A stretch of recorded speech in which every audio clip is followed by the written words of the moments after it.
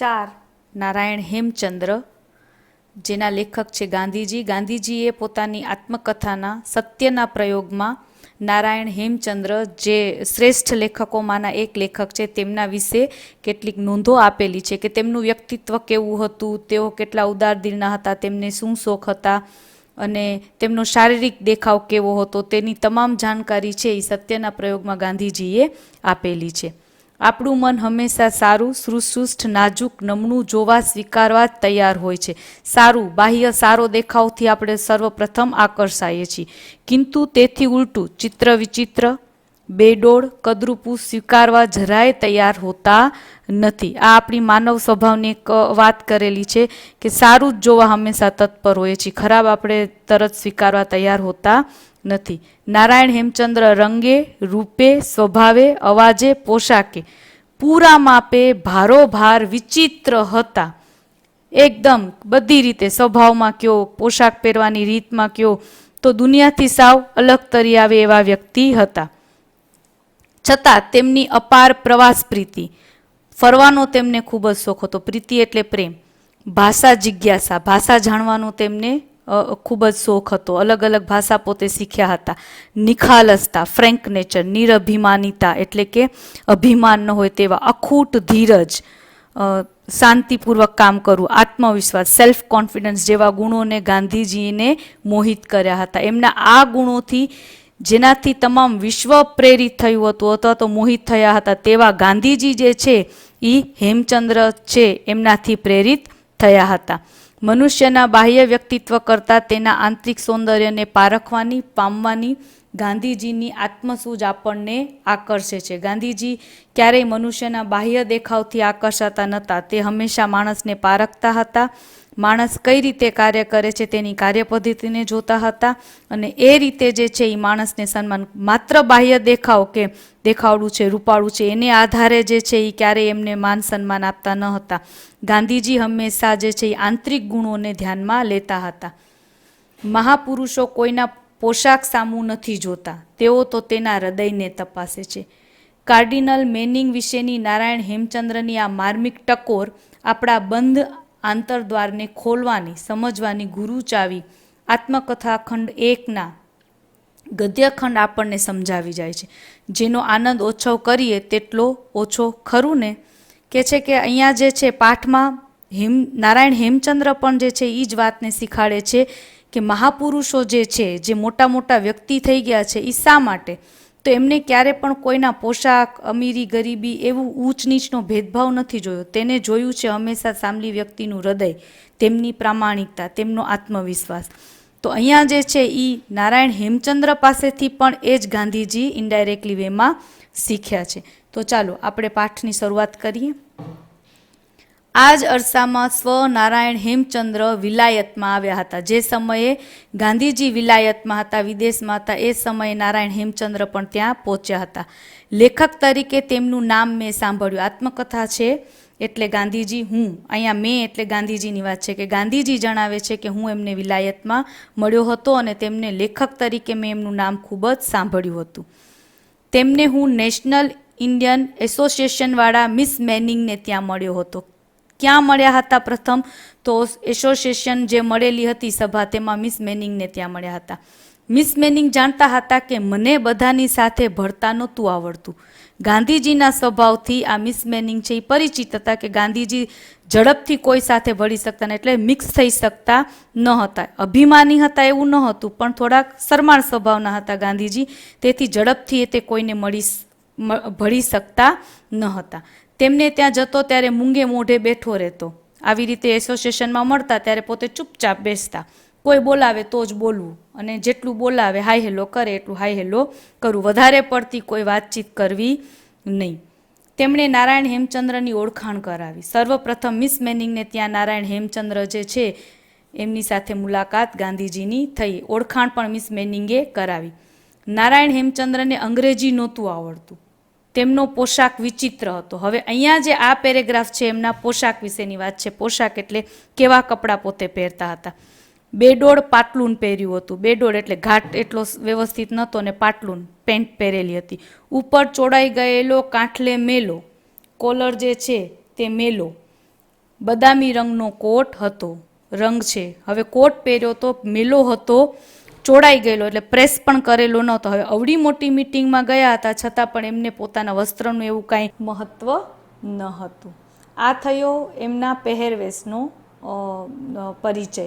હવે પારસી કોટ અને ટોપી કેવી છે, તો પારસી કોટ અને ટોપી આવા હોય છે. આવી રીતની ટોપી, આ જે છે એ લાંબો પારસી કોટ હોય છે. સામાન્ય રીતે જે ઇમેજ કરો છો એ રીતે કોટ નહીં, પણ આ રીતે, અને પાટલુન આ રીતની હોય એને પાટલુન કહેવાય છે. તો આ છે તે, અને આ છે નારાયણ હેમચંદ્ર.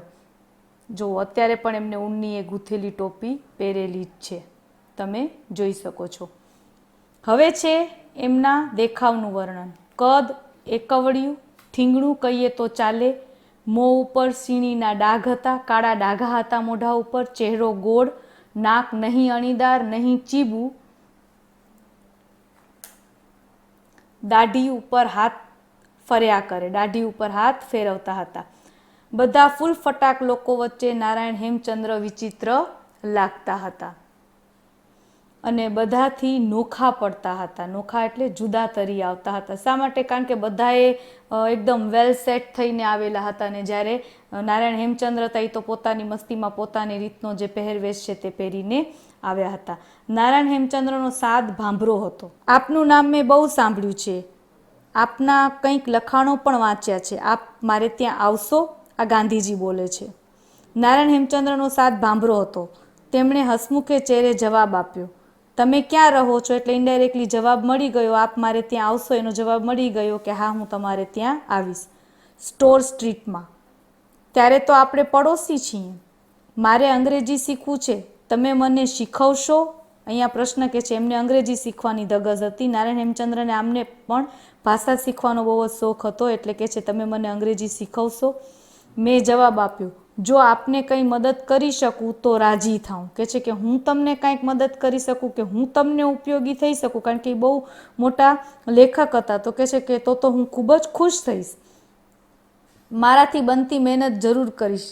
આપ કહો તો હું આપને ત્યાં આવીશ. કે છે કે તમે તસદી ન લ્યો તો હું તમારે ત્યાં આવીશ. આમ જોવા જઈએ તો એમ કહેવાય કે ગરજ એમને છે, પણ છતાંય ગાંધીજી ખુદ પણ એટલા મહાન હતા કે છે કે ના, તમે નહીં, હું તમારી પાસે આવીશ શીખાડવા. એવું જરૂરી નથી કે તમને શીખવું છે તો તમે મારે ત્યાં આવો.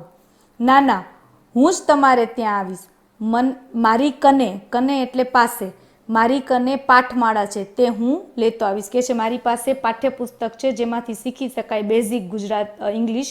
કે છે એ પાઠમાળા પાઠ્યપુસ્તક છે, ટેક્સ્ટ બુક છે, હું તે લેતો આવીશ અને તમે મને અંગ્રેજી શીખવજો. તો આ રીતે જે છે એ બંનેની વાગધારા ચાલી અને એ રીતે બંને મિત્રો થયા. અમે વખત મુકરર કર્યો. વખત મુકરર કરવો એટલે સમય નક્કી કર્યો. મુકરર કરવું એટલે નક્કી કરવું. અમારી વચ્ચે ભારે સ્નેહગાંઠ બંધાઈ. સ્નેહગાંઠ, પ્રેમની ગાંઠ બંધાઈ. એટલે અહીંયા કે છે કે બંને જણા અવારનવાર એકબીજાને મળતા રહે એટલે સ્વાભાવિક છે લાગણીના સંબંધો બંધાય છે. નારાયણ હેમચંદ્રને વ્યાકરણ મુદ્દલ નહોતું આવડતું. મુદ્દલ એટલે બિલકુલ આવડતું ન હતું. ઘોડો ક્રિયાપદ બને ને દોડવું નામપદ બને. હવે દોડવું એ એકચ્યુઅલી ક્રિયાપદ છે. ઘોડો દોડ્યો એમ કહીએ તો ઘોડો નામપદ છે અને દોડવું એ ક્રિયાપદ છે. પણ એ અગડમ બગડમ કરી નાખતા કારણ કે એમને વ્યાકરણ આવડતું નહીં. આવા વિનોદી દાખલા તો મને કેટલાય યાદ છે, પણ નારાયણ હેમચંદ્ર મને પી જાય તેવા હતા. અહીંયા પી જવું એટલે કે એ કોઈથી બની શકે એવા નથી, એટલે કોઈની ઇમ્પ્રેશનમાં પોતે આવી જાય તેવા ન હતા કે ઓહો આ તો આવું સારું ઇંગ્લિશ બોલે છે, ઓહો આને તો આવું વ્યાકરણનું નોલેજ છે, એવા એ બિલકુલ નહોતા.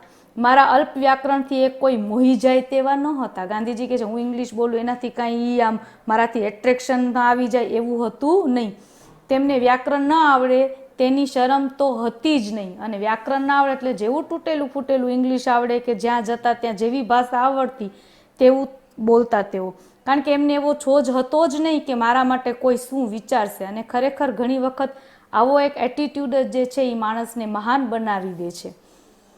હું કાંઈ તમારી જેમ નિશાળમાં શીખ્યો નથી. કે છે હું કાંઈ એવી રીતે તમારી જેમ જે બેરિસ્ટરનું ભણ્યા હતા ગાંધીજી, કે છે હું કાંઈ એવી રીતે ભણ્યો નથી. મને મારા વિચારો જાણવામાં વ્યાકરણની જરૂર નથી જણાતી.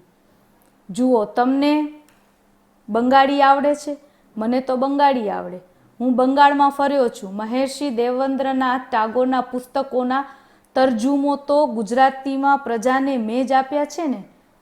કે છે કે તરજુમો એટલે ટ્રાન્સલેશન, બંગાળીમાં જે ટ્રાન્સલેશન કરીને ગુજરાતીની પ્રજાને જે છે એ આ ટાગોરના પુસ્તકો પહોંચાડવાનું કામ કોણે કર્યું હતું? નારાયણ હેમચંદ્રએ. તો કે છે કે આ બધું કાર્ય મેં જ કર્યું છે. તો બંગાળીએ કાંઈ એવી વ્યાકરણ સાથે નહોતા શીખ્યા, પણ ફરતા ગયા અને એમને બંગાળી આવતી ગઈ. એટલે કહે છે કે હું નિશાળેથી નથી શીખ્યો, પણ ફરતો ગયો અને ભાષાનું જ્ઞાન મેળવતો ગયો. મારે તો ઘણી ભાષામાંથી ગુજરાતી પ્રજાને તરજુમો આપવા છે. કે છે અહીંયા તો ખાલી બંગાળીની વાત થાય છે, પણ મારે તો ઘણી બધી ભાષા શીખવી છે અને એ તમામ ભાષાના જે શ્રેષ્ઠ પુસ્તકો છે તેનું ટ્રાન્સલેશન કરી અને આપણી પ્રજા સુધી પહોંચાડવું છે. તે કરવામાં હું શબ્દાર્થને નથી વળગતો. શબ્દાર્થ, વ્યાકરણ, શબ્દ એને વળગતો નથી. ભાવાર્થ આપું એટલે મને સંતોષ. ભાવ સમજવો જોઈએ. ઘણી વખત મૂંગું હોય છે અથવા તો આપણે ક્યારેક બારે ફરવા ગયા છીએ તો હોઈ શકે આપણને ત્યાંની ભાષા ન આવડતી હોય, પણ એક્શન સાથે, માણસના હાવભાવ સાથે એ વસ્તુ સમજાઈ જતી હોય છે. તો અહીંયા પણ એમ જ કહે છે કે મને ભાવાર્થ જે હું આપીશ એનાથી હું પ્રજાને સંતોષ આપી શકીશ. મારી પછી બીજાઓ ભલે વધારે આપે, પછી કહે છે બીજા ભલે એમાં વધારે સારું આપી શકે, પણ હું તો આટલું જ આપીશ. હું તો વગર વ્યાકરણે મરાઠી જાણું, હિન્દી જાણું ને હવે અંગ્રેજી જાણતો થવા લાગ્યો છું. એને જો વ્યાકરણ નહોતું આવતું છતાંય છોજ નહોતો કે છે મને તો હવે અંગ્રેજી આવવા લાગ્યું છે. મારે તો શબ્દ ભંડાર જોઈએ. તમે એમ ન જાણતા કે એકલા અંગ્રેજીએ મને સંતોષ થવાનું છે. મારે તો ફ્રાન્સ જવું છે ને ફ્રેન્ચ પણ શીખી લેવું છે. હું જાણું છું કે ફ્રેન્ચ સાહિત્ય બહોળું છે. બહોળું છે એટલે વિશાળ છે. દુનિયામાં કોઈ પણ ભાષામાં એટલા બધા પુસ્તકોને સાહિત્યનું નિર્માણ નથી થયું જેટલું ફ્રેન્ચ ભાષામાં, કારણ કે ત્યાંના લેખકો અને કવિઓને ખૂબ જ કવિતાઓ, સાહિત્ય લખવાનું બહુ જ મનગમતું છે. એટલે કે છે કે સાહિત્ય જે ફ્રાન્સ પાસે છે એટલું કોઈ પાસે છે નહીં. બનશે તો જર્મની પણ જઈશ અને જર્મન ભાષા પણ શીખી લઈશ. એટલે હજી આ બે ભાષા શીખવાની બાકી હતી. તો હિન્દી કે છે કે આવડે છે, ગુજરાતી તો છે જ, બંગાળી પોતે શીખી ગયા છે, મરાઠી એને આવડે છે અને હવે બે ભાષાઓ એમને શીખવાની છે. તો તમને પ્રશ્ન પૂછાઈ શકાય છે કે નારાયણ હેમચંદ્ર કેટલી ભાષાના જાણકાર હતા? તો તે ભાષાની જાણકારી તમને આ ફકરામાંથી, આ પેરેગ્રાફમાંથી મળી જશે. નારાયણ હેમચંદ્રની ધારા ચાલતી જ રહી. ભાષા જાણવાનો અને મુસાફરી કરવાનો તેમને લોભ અપાર હતો. આમ તો લોભ એટલે આમ કંઈક સંઘરી રાખવું કે એ રીતનું, બરોબર, પણ અહીંયા એમને એ ખૂબ જ શોખીન હતા. શેના? તો કે નવી નવી ભાષા શીખવાનું ને નવા નવા દેશની મુસાફરી કરવાનું. ત્યારે તો તમે અમેરિકા જવાના જ? ગાંધીજી પૂછે છે. જરૂર. એ નવી દુનિયા જોયા વિના હું પાછો જાઉં કે છે હું પાછો જવાનો નથી, હું અમેરિકાની પણ વિઝિટ કરીશ. પણ તમારી પાસે એટલા બધા પૈસા ક્યાં છે? ગાંધીજી કે તમે અમેરિકા જવાનું કહો છો પણ તમારી પાસે એટલા બધા પૈસા તો છે નહીં. મારે પૈસાનું શું કામ? મારે ક્યાં તમારી જેમ ટાપટીપ કરવી છે? એટલે મારે ક્યાં ફેશનેબલ થવું છે કે આમ પોતાને આમ આગવું પડતું દેખાડવું છે કે ના ફર્સ્ટ ક્લાસમાં ટ્રાવેલિંગ કરવી કે એવું? મારે કાંઈ એવું તો છે નહીં શોખ. મારે ખાવું કેટલું ને પહેરવું કેટલું? કે છે કે મારે ખાવાનું કેટલું છે ને કપડાં માટે તો આપણે આમે જોઈ ગયા કે એને કાંઈ પરવા હતી નહીં. મારા પુસ્તકોમાંથી કંઈક મળે છે ને થોડું મિત્રો આપે છે, બસ થઈ જાય છે. હું તો બધે ત્રીજા વર્ગમાં જ જનારો રહ્યો. અમેરિકા ડેકમાં જઈશ. એવું જરૂરી નથી કે હું ફ્લાઇટમાં જાઉં કે મોટી બોટમાં જઈને એવી રીતે, સામાન્ય ડેકમાં પણ હું ત્યાં જતો રહીશ. મને એમાં પણ છોજ નથી. ત્રીજા વર્ગમાં પણ હું જતો રહું છું. ફર્સ્ટ ક્લાસમાં ટ્રાવેલિંગ કરવું એવું મારા માટે જરૂરી નથી. હવે અહીં એક શબ્દ આવ્યો છે ડેક. ડેક એટલે? તો ડેક એટલે જહાજની જે છત હોય તે. તો કે છે મને કોઈ ડબ્બામાં અથવા તો ફર્સ્ટ ક્લાસ, સેકન્ડ ક્લાસ સીટની જરૂર, હું તો કોઈ પણ બોટની છત ઉપર પણ બેસીને જતો રહું છું. નારાયણ હેમચંદ્રની સાદાઈ તો એમની પોતાની જ હતી. સાવ સાદા હતા. ગાંધીજી આપણે જાણીએ છીએ કે કેટલા સાદી રીતે જીવન જીવ્યા હતા. એનાથી પણ સાદું જીવન નારાયણ હેમચંદ્ર જીવતા હતા. એમની નિખાલસતા પણ તેટલી જ હતી. અભિમાનનું તો નામ નહોતું. અવડા મોટા લેખક હતા. ધારત તો પોતાના પુસ્તકોનું તરજુમ કરી ટ્રાન્સલેશન કરીને જે ગુજરાતની પ્રજાને સોંપતા હતા તેનાથી કેટલું બધું મેળવી શકતા હતા. છતાં પણ એ રીતનો કોઈ પૈસો ભેગો કરવામાં માનતા ન હતા. અભિમાન તો લેખક અવડા મોટા હતા છતાંય બિલકુલ હતું નહીં. પોતાની લેખક તરીકેની શક્તિ વિશે જોઈએ તેના કરતાં પણ વધારે વિશ્વાસ હતો. પોતે જે લખાણ લખતા એમાં ચાલશે એમ નહીં, અતિશય ચાલશે એવો જ કાયમ એમને વિશ્વાસ રહેતો. અમે રોજ મળતા. અમારી વચ્ચે વિચાર તેમજ આચાર સામ્ય ઠીક હતું. બેયનો વિચાર અને આચાર રહેણી કેણીમાં સામ્યતા હતી. સામ્યતા એટલે બંને એક જેવું જીવન જીવતા હતા. બંને અન્નાહાર કરનારા હતા. અન્ન આહાર એટલે શું? તો અનાજ ખાતા હતા. બંનેમાંથી કોઈ નોનવેજ ખાતું ન હતું. બપોરના ઘણી વેળા સાથે જમીએ. ઘણી વેળા એટલે ઘણા સમય. આમ તો વેળા એટલે સમય, પણ અહીંયા ઘણી વખત કહી શકીએ છીએ કે સાથે જમીએ. આ મારો અઠવાડિયાના 17 શિલિંગમાં રહેવાનો ને સ્વયં પાક કરવાનો કાર્ડ હતો. કેટલું હતું અઠવાડિયામાં? 17 શિલિંગ. રૂપિયાનું આપણે કેમ રૂપિયો છે, પાઉન્ડ છે, ડોલર છે, એમ શિલિંગ પૈસા, એટલા 17 શિલિંગ એમને મળતા હતા ગાંધીજીને. હું કોઈ વેળા તેમને કોટડીએ જાઉં, તે કોઈ વેળા મારી કોટડીએ આવે. હું અંગ્રેજી ઢબની રસોઈ કરું, તેમની દેશી ઢબ વિના સંતોષ જ ન વળે. ફોરેનમાં રહેતા હતા એટલે ગાંધીજી થોડું હવે આગળ વધીએ. તેમને દેશી ઢબ વિના સંતોષ જ ન થાય. ગાંધીજી ફોરેન જઈને ત્યાંનું થોડુંક રાંધવાનું શીખી ગયા હતા. એટલે ત્યાંનું કેવું હોય, બહુ સ્વાદિષ્ટ ન હોય, ફિક્કું હોય, તીખું ના હોય, ને આમ સૂપ ને બ્રેડ ને એવું બધું ચાલે.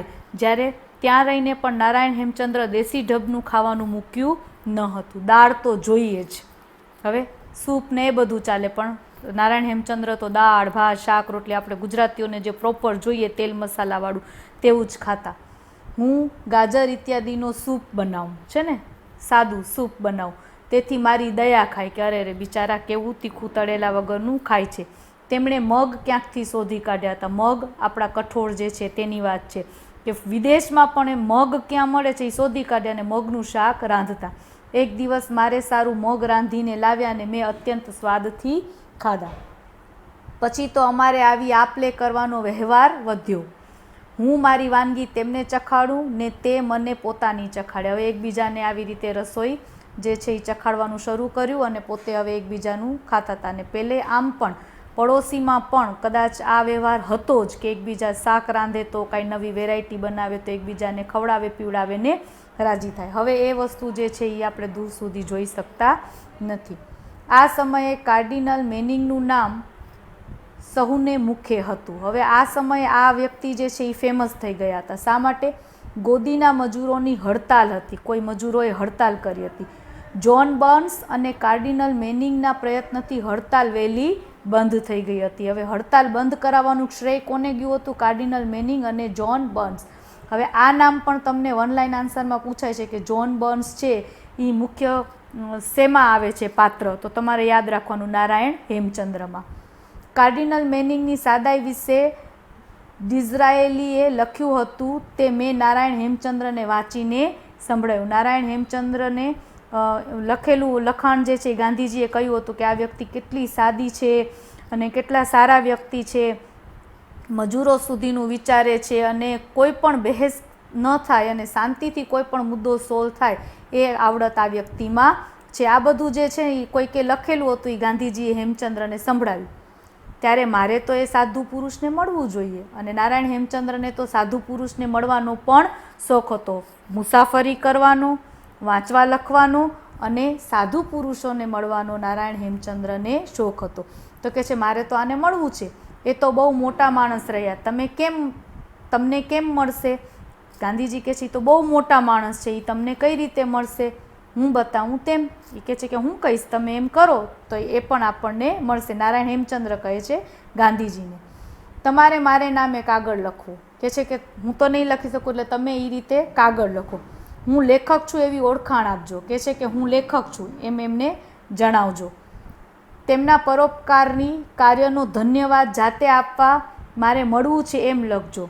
અને શા માટે મળવું છે? તો જેને પરોપકારી કાર્ય કર્યું છે ને અન્ય પરોપકારી કાર્ય વિશે મેં સાંભળ્યું છે કે છે એના માટે હું પર્સનલ મળીને તમને કોંગ્રેચ્યુલેશન્સ કહેવા માગું છું. કેવું લેટરમાં લખજો.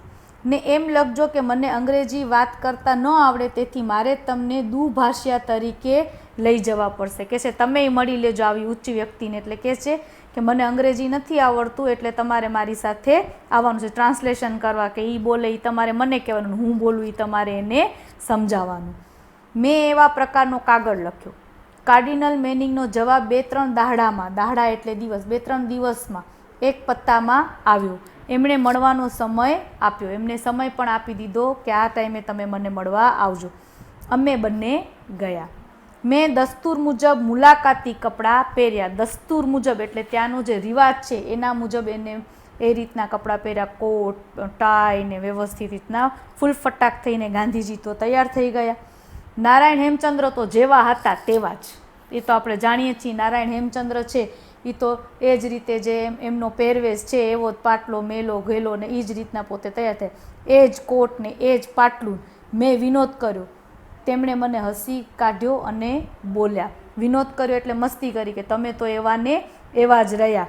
એટલે સામે ગાંધીજીને વધારે કોઈ મેણા ટોણા મારવાને બદલે એમને પણ સામે હસીને ખૂબ સુંદર મજાનો જવાબ આપ્યો. શું જવાબ આપ્યો? શું જવાબ આપ્યો? તમે સુધરેલા બધા બીકણ છો. કે છે કે તમે બધા સુધરેલા છો ને ડરપોક છો. મહાપુરુષો કોઈના પોશાક સામું નથી જોતા, ફૂલ ફટાક થઈને જાઓ, બાહ્ય આકર્ષાતા નથી. જે પોતે સિદ્ધ પુરુષ છે, મહાપુરુષ છે, જેમને માણસની ઓળખાણ છે, એ ક્યારેય એના કપડાં પોશાક સામું જોતા નથી. તેઓ તો તેમના હૃદયને તપાસે છે. માણસ કેટલું સારું છે હૃદયથી, કે આ સ્વાર્થ વગર જ મળવા આવ્યા છે એ વસ્તુને તપાસે છે. અમે કાર્ડિનલના મહેલમાં પ્રવેશ કર્યો. મહેલમાં રહેતા હતા. મકાન મહેલ જ હતું. અમે બેઠા કે તરત એક શુક્લકડી એટલે સાવ પાતળા બુઢા ઊંચા પુરુષે પ્રવેશ કર્યો. અમારી બંનેની સાથે હાથ મેળવ્યા. નારાયણ હેમચંદ્રને આવકાર દીધો. નારાયણ હેમચંદ્રને જે છે એ સ્પેશિયલ એમને આવકાર આપ્યો. મારે આપનો વખત નથી લેવો. મેં તો આપને વિશે સાંભળ્યું હતું. આપે હડતાલમાં જે કામ કર્યું તેને સારું આપનો ઉપકાર માનવો હતો. દુનિયાના સાધુ પુરુષના દર્શન કરવાનો મેં રિવાજ રાખ્યો છે, નિયમ રાખ્યો છે. એટલે હવે એક એમને વાંચવા લખવાનો શોખ હતો, બીજું એમને મુસાફરી કરવાનો શોખ હતો, ને ત્રીજું મોટા સાધુ પુરુષો જે છે જે કંઈક સારું કાર્ય કરે છે એમને મળવાનો રિવાજ રાખ્યો હતો, જેનાથી કંઈક સારા ગુણ મેળવી શકે. તેથી આપને મેં આટલી તસદી આપી, તકલીફ આપી. કે છે કે સોરી, મારે એવું કંઈ અર્જન્ટ નહીં, પણ તમે જે સારું કાર્ય કર્યું હતું તો હું માનું છું તમે સાધુ પુરુષોને, આવા વ્યક્તિઓને મળવા માટેનો મેં રિવાજ રાખ્યો છે, તમને થોડીક તકલીફ આપી. આ વાક્યનો તરજુમ કરી દેવાનું મને નારાયણ હેમચંદ્રએ ફરમાવ્યું, કારણ કે નારાયણ હેમચંદ્ર ગુજરાતીમાં કેમ બોલ્યા હશે, હવે આ અંગ્રેજી સમજતા હતા. એટલે કે છે કે તમે આવ્યા તેથી હું રાજી થયો. ઉમેદ રાખું છું કે તમે અહીંનો વસવાટ અનુકૂળ આવશે. હવે કાર્ડિનલ મેનિંગ પણ જે છે એ બહુ સભ્યતાથી વાત કરે છે કે તમે આવ્યા તેથી હું રાજી થયો, તમને અહીંયા ફાવશે ને અહીંના લોકોની તમે ઓળખાણ કરશો. ઈશ્વર તમારું ભલું કરે. આમ કાર્ડિનલ બોલ્યા અને ઊભા થયા. આટલી મુલાકાત કરી અને પછી તરત તે ઊભા થઈ ગયા. એક વેળા નારાયણ હેમચંદ્ર મારે ત્યાં ધોતિયું ને પહેરણ પહેરીને આવ્યા. ભલી ઘરધણિયાણીએ બારણા ઉઘાડ્યા ને બીની એટલે ડરી ગઈ. મારી પાસે આવી. મારા ઘર તો બહુ બદલ્યા જ કરતા એ વાંચનારને યાદ હશે, ને બોલી, કોઈ ગાંડા જેવો માણસ તમને મળવાનું માંગે છે. હું દરવાજે ગયો ને નારાયણ હેમચંદ્રને જોયા. હું આભો જ બની ગયો. એમના મુખ ઉપર રોજના હાસ્ય સિવાય કંઈ જ ન મળે. અચાનક આવી રીતે ધોતું બોતું પહેરીને આવ્યા એટલે જે એની ઘરધણિયાણી એટલે જે માલકી નથી, ભાડે મકાનમાં રહેતા હતા, એ ડરી ગઈ. ગાંધીજીને જાણ કરી. ગાંધીજી બહાર આવ્યા તો નારાયણ હેમચંદ્ર રોજના નોર્મલ જેમ હતા એ જ રીતના પોતે નોર્મલ હતા. પણ તમને છોકરાઓએ કનગળત ન કરી? કે છે તમને કોઈએ રસ્તામાં હેરાન ન કર્યા? કારણ કે આવી રીતે વિલાયતમાં ધોતિયું ને આ રીતના કપડાં પહેરે એટલે સ્વાભાવિક છે કોઈ મસ્તી કરે, કોઈ એવી રીતના, તો કે તમને કોઈ હેરાન ન કરે? મારી પાછળ દોડતા હતા. નારાયણ હેમચંદ્ર હા, મારી પાછળ દોડતા હતા એને ગાંડા સમજીને. મેં કંઈ ધ્યાન ના આપ્યું એટલે તેઓ શાંત થઈ ગયા. મને જવાબ મળ્યો. કેટલા નિખાલસ હતા. કદાચ બધા એને આવી રીતે ગાંડો કહીને એમની પાછળ દોડતા હતા, છતાં એમને કોઈ પ્રત્યુત્તર આપ્યું નહીં. અને આ જ મહાન વ્યક્તિની ખૂબી હોય છે કે દુનિયા બોલવાવાળી બોલતી રહે, આપણે જો સાચા છીએ તો આપણા કામને આપણે વળગી રહેવું. નારાયણ હેમચંદ્ર થોડા માસ વિલાયતમાં રહી પારિસ ગયા. ત્યાં ફ્રેન્ચ અભ્યાસ આદર્યો ને ફ્રેન્ચ પુસ્તકોનો તરજુમ કર્યા. તેમનો તરજુમ તપસવા પૂરતું ફ્રેન્ચ મને આવડતું હતું, તેથી તે જોઈ જવા કહ્યું. મેં જોયા. તે તરજુમ ન હતો, પણ કેવળ ભાવાર્થ જ હતો. તરજુમ હતો નહીં, માત્ર જાણે પોતે ભાવાર્થ કરી અને મૂકી દીધો હતો. છેવટે તેમણે અમેરિકા જવાનો પોતાનો નિશ્ચય પર પાર પાડ્યો. આપણે જાણતા હતા એમને અમેરિકા જવું છે, એ પણ એમને પાર પાડ્યો. એટલે હવે એ પણ એ ફરી આવ્યા. મુસીબતે ડેક કે ત્રીજા વર્ગની ટિકિટ મેળવી શક્યા હતા. અમેરિકામાં તેમને ધોતિયું પહેરણ પહેરીને નીકળ્યાને સારું અસભ્ય પોશાક પહેર્યાના તહોમત ઉપર પકડવામાં આવ્યા હતા. ગુનો એમના ઉપર દાખલ થયો હતો કે તેમણે આ રીતનો પોશાક પહેર્યો છે જે અસભ્ય છે. સ્વાભાવિક રીતે ધોતિયું જે છે એ ફોરેનમાં તો અસભ્ય ગણવામાં આવે છે.